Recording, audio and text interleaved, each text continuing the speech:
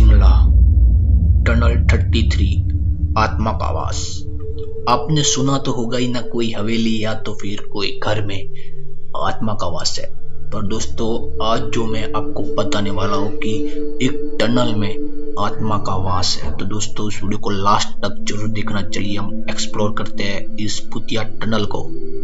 चलिए, आप जानते ही होंगे कि कालका से शिमला तक जाने वाले रूट पे बहुत सी टनल आती है।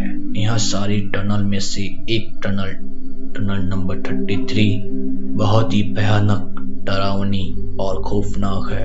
इस टनल में आज भी इंजीनियर की आत्मा भटकती है और इस टनल का नाम है द बेडॉक टनल। लोगों ने टनल 33 में बहुत से अजीबोगरीब अनुभव किए हैं, जैसे कि टनल में से अजीब चिल्लाने की आवाज आती है और लोग कहते हैं कि इस टनल में इंजीनियर की आत्मा अभी भी बस रही है।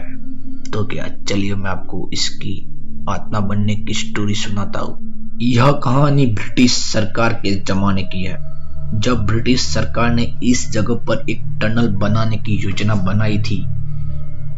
और यह टनल इतनी लंबी थी, अगर एक सुपर फास्ट ट्रेन इस टनल में से गुजरे तो करीबन यानी कि 2.5 मिनट का टाइम लगता था। इस टनल की योजना एक ब्रिटिशर कर्नल बेडॉक को दिया गया था। उस समय इस तरह की टनल बनाने के लिए बहुत बड़े बड़े शीशे और एसिटिलीन गैस का उपयोग किया जाता था। इस तरह से पहाड़ को काटा जाना था। कर्नल ने पहाड़ को गौर से अध्ययन किया था। बाद में कर्नल ने टनल के स्टार्टिंग पॉइंट और एंडिंग पॉइंट पर मार्क लगा दिया। कर्नल के मुताबिक ये दोनों पॉइंट मिल जाएंगे। इस टनल को बनाने के लिए बहुत से कारीगरों की व्यवस्था कर दी गई और काम को शुरू करवा दिया गया। काम को खत्म होने से पहले यह पता चला कि टनल के स्टार्टिंग और एंडिंग पॉइंट दोनों नहीं मिल रही, यानी कि मैच नहीं हो रही। लेकिन इस टनल को बनाने के लिए बहुत सा खर्चा और बहुत टाइम लग गया था और टनल भी पूरी तरीके से बनी नहीं थी। यह बात ब्रिटिश सरकार के अधिकारियों को पता चल गई और ब्रिटिश सरकार के अधिकारियों ने इंजीनियर पर बहुत ही भड़के हुए थे। इस इंजीनियर को बहुत ही खराब भाषा में डांटा गया था और वे बहुत ही लज्जित हुए थे। इतना ही नहीं, सरकारी खजाना और सरकारी संसाधन को नुकसान पहुंचाने पे उन पर 1 रुपये का, हाँ 1 रुपये का जुर्माना लगाया गया था।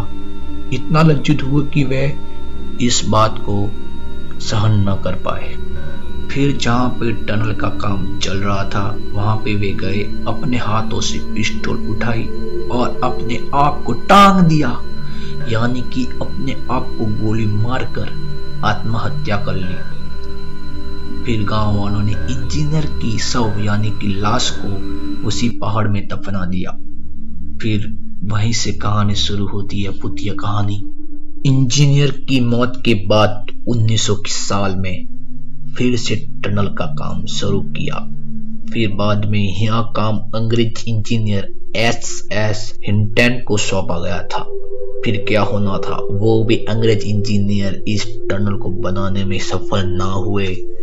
बाद में आखिरकार 1903 में एक भारतीय स्थानिक संत बाबा भालकू की मदद से यह काम पूरा किया गया। फिर ब्रिटिश सरकार ने इस टनल का नाम मृत इंजीनियर के नाम द बेडॉक टनल रखा गया और इसको नंबर दिया गया 33। इस टनल को बनने के बाद एकदम से भूतिया एक्टिविटी बढ़ गई। जब इस टनल में से ट्रेन गुजरती है, तब ट्रेन में बैठे लोगों को खौफनाक भूतिया एक्टिविटी को फील किया गया है। कई लोग तो बेहोश या बुखार की हाल में बाहर निकले हैं टनल में से।